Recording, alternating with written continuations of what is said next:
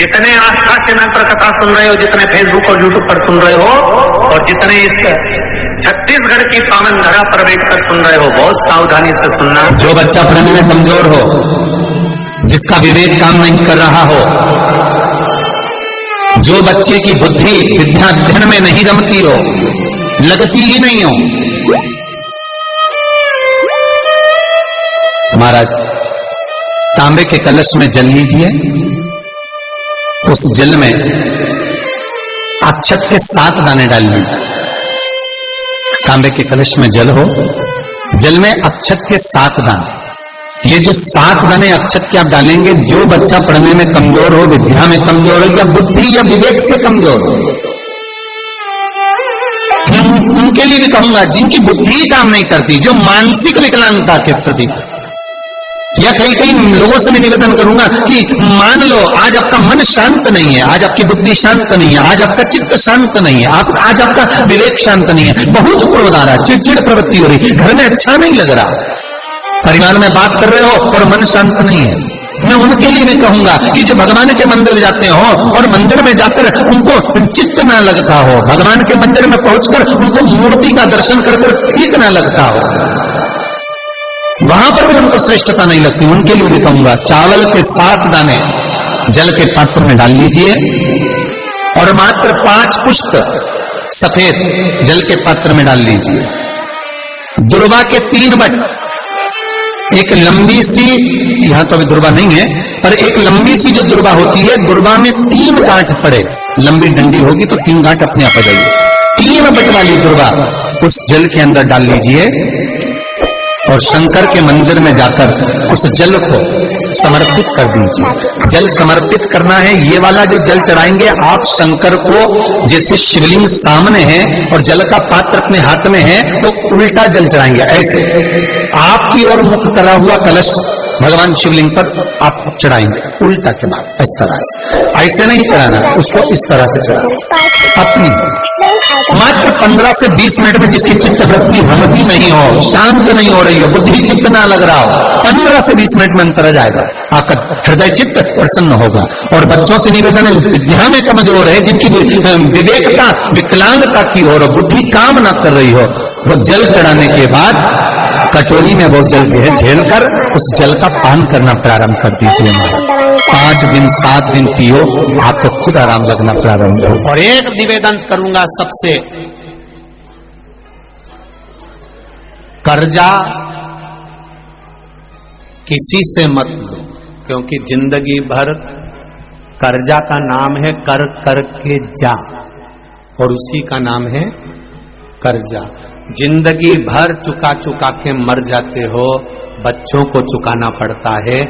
एक बार अगर कर्जा लेने की जरूरत पड़े तो मेरे महादेव के चरणों में जाकर 7 दिन लगातार घी का दिया लगाकर बेलपत्र समर्पित कर कर जल चढ़ाना, रोज एक बेलपत्री उठाकर घर में लेकर आना और उससे कहना कि तू कृपा करना कि मुझे कहीं कर्जा लेने की जरूरत नहीं पड़े और मेरा काम निकल जाए पूरा। तू यदि राहु है, केतु है, शनि है, मंगल है, बुध है, शुक्र है, शनि है, आपको कोई भी ग्रह परेशान कर रहा है, आपके जीवन में कोई ग्रह अगर अनिष्टकारी है, आपके जीवन में अगर कोई ग्रह अनिष्टता प्रदान कर रहा है, तो निवेदन है शंकर के मंदिर में जो कलश लेकर आप जाएं, जल लेकर जाएं, उस कलश में मात्र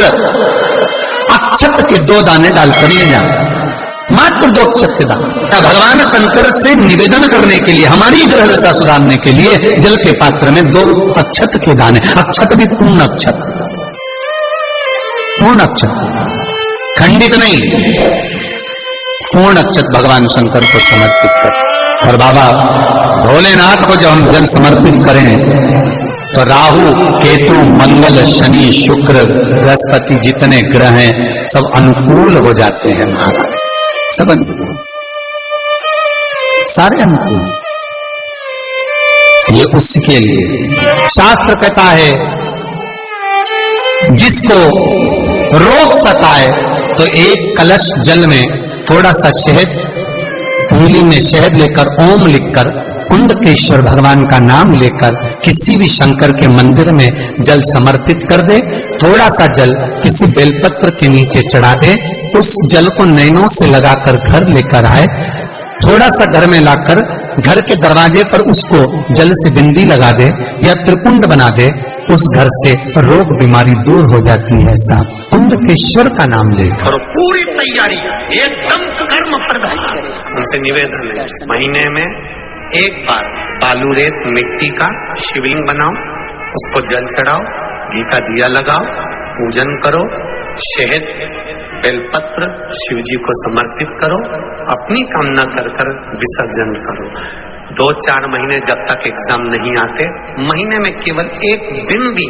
अगर आप मेरे देव अधिदेव महादेव को दे रहे हैं, उतने में ही मेरा बाबा कृपा कर देगा। ये करो कंपटीशन एग्जाम की तैयारी। और जिन ने नौकरी की तैयारी करी है, भले प्राइवेट की कर रहे हो चाहे सरकारी की कर रहे हो, मेरा बच्चों से, बेटों से, बेटियों से निवेदन है, खूब पढ़ो, दिल से खूब अच्छा नंबर लाओ, खूब मेहनत करो, और साथ में शिव महापुराण को विश्वास मानकर भगवान शंकर का अनुमोदन कर कर, विनती कर कर, फिर कंपटीशन एग्जाम में या कहीं इंटरव्यू देने जा रहे हो, वहां भी शिव का श्री शिवाय नमस्तुभ्यं जप कर बाबा को दिल में बिठाकर एग्जाम दीजिए। तुम्हारा पैसा तुमने किसी को दिया, 5 लाख, 4 लाख, 3 लाख, 10 लाख, 8 लाख, 2 लाख, 50,000, 25,000, 20,000, 40,000, और वो पैसा नहीं दे रहा, आप हार गए कह के कर, फोन लगा कर, भैया दे दे रे, परेशानी है, दे दे रे भैया, हम तो परेशान हो गए, और हार गए, नहीं मिल रहा, बहुत परेशान। तो महाराज आप माँ जगतजननी जगदम्बा का शिव के साथ में शिव शक्ति का स्मरण कर कर देवी के नाम की 9 आहुतियां, सूखे बीले की, मतलब बीला जो सूख चुका है, फल जो सूख चुका है, उसकी 9 आहुतियां अग्नि में शंकर और सती के नाम से, शंकर और शिव के नाम से समर्पित करें, और आखिरी आहुति जो समर्पित करें उसमें थोड़ा सा भाग तिल का, और तिल भी काली नहीं चढ़ती उसमें, श्वेत तिल का भाग उसके साथ लगाकर समर्पित करें, और जिससे धन लेना है उसका नाम लेकर वो समर्पित करे महाराज, उसको सुध आएगी, और वो पैसा किसी भी हाल में आपके हाथ में थमाकर जाएगा ही। एक बात का ध्यान दीजिएगा, गणेश मुखी जो शंख होता है, जो बच्चा तोतरा बोलता है, जिसकी वाणी नहीं होती, श्रवण शक्ति किसी बुजुर्ग व्यक्ति की हो, जवान व्यक्ति की हो, या कोई अधेड़ जिसकी श्रवण शक्ति कम होती चली जा रही है, जिसके सुनने की शक्ति कम हो रही हो, बोलने की शक्ति कम हो, वाणी में हकलापन हो, तोतरापन हो, गणेश मुखी शंख वहां काम है। गणेश मुखी शंख का प्रयोग वहां होता है। और गणेश मुखी शंख का एक प्रयोग और है, यदि लीवर पर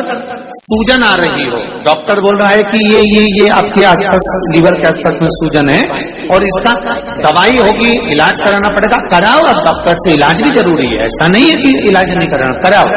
पर उसके साथ में गणेश मुखी जो शंख है, उसके जल का आचमन भी जरूरी है, उसमें फायदा मिला। पर होना चाहिए गणेश मुखी शंख। में गंगा जल है